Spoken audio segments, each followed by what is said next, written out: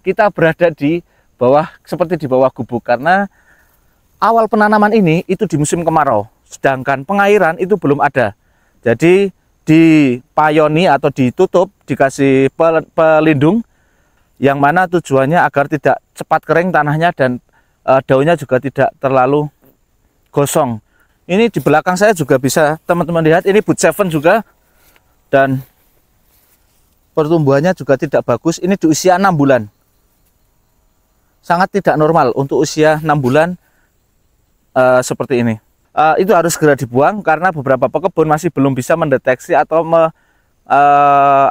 membedakan antara daun alpukat khas dengan alpukat yang jenis lain, sehingga kalau itu tunas dibiarkan kemudian tumbuh bisa-bisa dikira alpukat khas.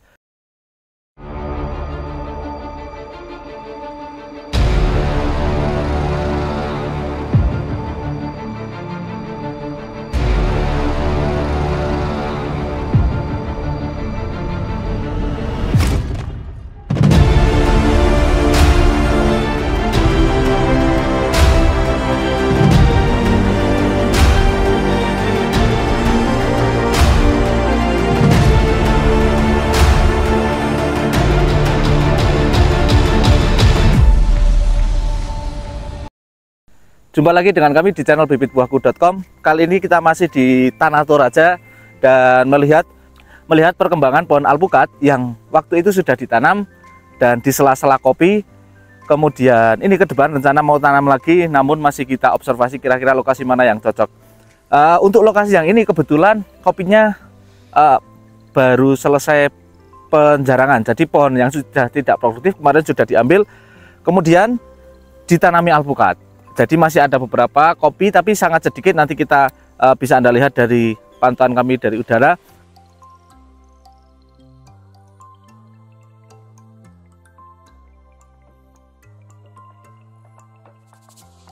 Dan contohnya ini pertumbuhannya sudah sangat bagus. Ini usia 6 bulan.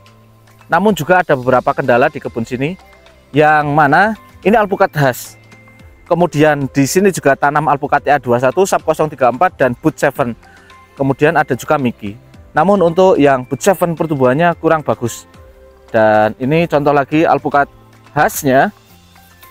Pertumbuhannya sangat bagus, daunnya sangat lebat. Namun ada beberapa catatan, contohnya seperti ini, mulai banyak tunas-tunas karena curah hujan sudah cukup tinggi sehingga kesuburannya juga sudah semakin meningkat. Nitrogen juga meningkat karena sini itu organik. Untuk kebun yang khusus area ini itu organik, di mana tidak ada pemupukan secara kimia, dan sudah mulai muncul tunas-tunas baru yang itu berada di batang bawah. Ini yang harus segera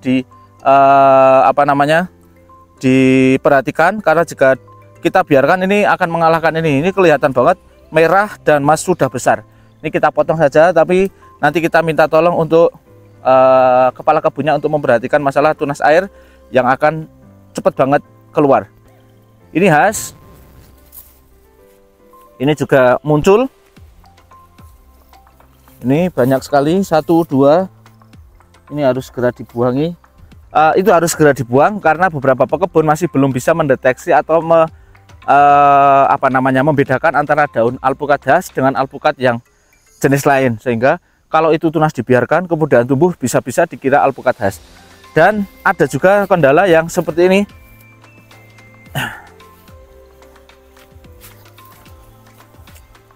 Ini tidak ada daun sama sekali. Ternyata saat penanaman terbenam cukup dalam, dan tadi kita coba korek, banyak sekali cacing-cacingnya. Ini mungkin dari pupuknya juga belum fermentasi. Yang kedua juga terlalu bacek karena rumput-rumput di bagian bawah ini tidak dibersihkan. Jadi saran kami, semoga nanti ketika setelah kami datang ke sini, beberapa rumput yang ada di sekitar pohon itu segera dibersihkan, meskipun ini rumput lunak. Dan kita masih wajarkan kalau di situ ada kopi dan di sini juga ada kopi, karena memang ini tanaman sela. Mungkin nanti itu akan saran kami 2,5 itu free, tidak ada pohon yang lain. Dan kita berada di bawah, seperti di bawah gubuk, karena awal penanaman ini itu di musim kemarau, sedangkan pengairan itu belum ada. Jadi dipayoni atau ditutup, dikasih pelindung sementara, karena memang bahannya juga full kayu. Jadi ini bambu dan apa namanya seperti alang-alang ini digunakan untuk menutupi bagian atas, yang mana tujuannya agar tidak cepat kering tanahnya dan daunnya juga tidak terlalu gosong, karena air di sini belum ada sama sekali, bukan belum ada, sistem irigasinya belum disiapkan.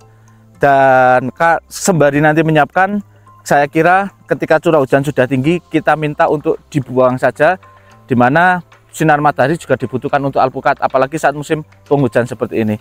Kita juga nanti tunjukkan yang Boot 7 itu pertumbuhannya hampir tidak bagus. Ini kita cek untuk has tidak ada masalah, pertumbuhan bagus. Dan kita lihat yang Boot 7 ini di 1600 mdpl. Dan ini untuk pertumbuhan alpukat Boot 7 nya di lokasi yang sama, kemudian bibit dengan ukuran yang sama, usia yang sama, pertumbuhannya rata-rata kurang bagus. Dari cabangnya juga kuning, tidak subur. Contoh ini juga.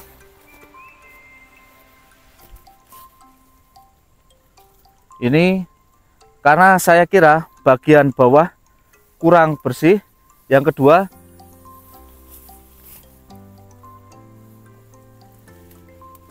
karena memang bagian bawahnya itu juga rumput sangat banyak, sehingga sangat lembab. Bagian atasnya juga sinar matahari kurang. Jadi nanti kita minta untuk pertumbuhan yang daunnya sudah banyak itu dikurangi saja bagian penutup atau peneduh daunnya.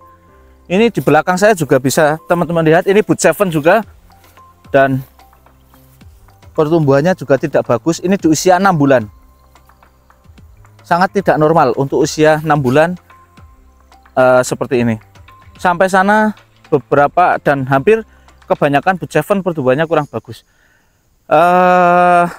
karena ini juga sangat tinggi ya, 1600 mdpl, dimana Guatemala tetap yang paling unggul, yaitu salah satunya has. Maka kemudian kita akan coba pastikan untuk yang TA21 dan sap seperti apa. Kemarin kita lihat beberapa sap juga pertumbuhannya kurang bagus di 1600. Tapi apakah itu karena bibitnya atau karena apakah karena perawatan atau cara penanamannya, atau karena memang bibitnya, atau juga bisa jadi karena ini terlalu tinggi, bukan tempatnya untuk sap 034. Tapi secara keseluruhan di 1600 mdpl Boot masih bisa hidup, hanya saja kurang subur. Kalau has jos.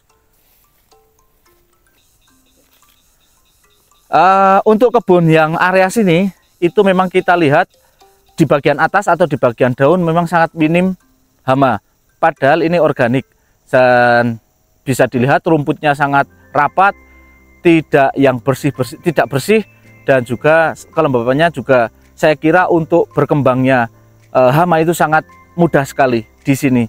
Namun saya lihat daun-daunnya cukup bagus, termasuk yang khas itu, yang segar itu jarang diserang hama. Mungkin alasnya karena ini. Nah, nanti kita tanyakan ke bagian pengelola kebunnya apakah memang sudah dikasih pestisida organik dan apa bahannya. Mungkin nanti kita cari tahu. Yang masih jadi PR adalah kira-kira nanti sumber airnya dari mana dan sistem irigasinya seperti apa. Dan tadi kita coba cari-cari, ternyata di jarak 100 meter dari kebun itu ada sumber air, sepertinya dari atas.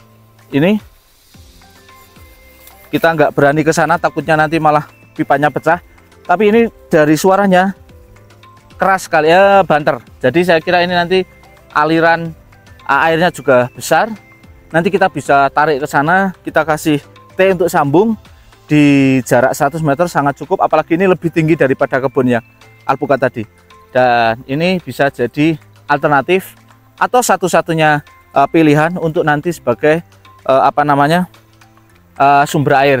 Dan berarti di sana nanti kasih tandon untuk disalurkan ke masing-masing pohon dengan kita fungsikan gaya gravitasi, dengan memanfaatkan gaya gravitasi. Mungkin itu saja teman-teman kunjungan kali ini, yang dimana pohonnya tertata rapi serta sangat effort dan sangat serius sekali, karena masing-masing tanaman itu dikasih gubuk satu-satu, dan itu saya kira butuh waktu yang cukup lama dan tenaga kerja yang cukup banyak, tapi itu sangat bagus, apalagi ketika posisi kemarin kemarau dan air belum terpasang. Namun bagi teman-teman yang sudah ada rencana, sebaiknya ketika belum ada air atau sudah ada sumber namun irigasi belum tertata, belum dibuat, sebaiknya tanam saat awal-awal musim penghujan, itu lebih aman. Itu saja. Jika menurut Anda video kami bermanfaat, silakan klik like. Jika menurut Anda video kami kurang bermanfaat, silakan dislike. Jangan lupa subscribe dan tulis komentar Anda di bawah ini. Ini bibit buahku, mana bibit buahmu?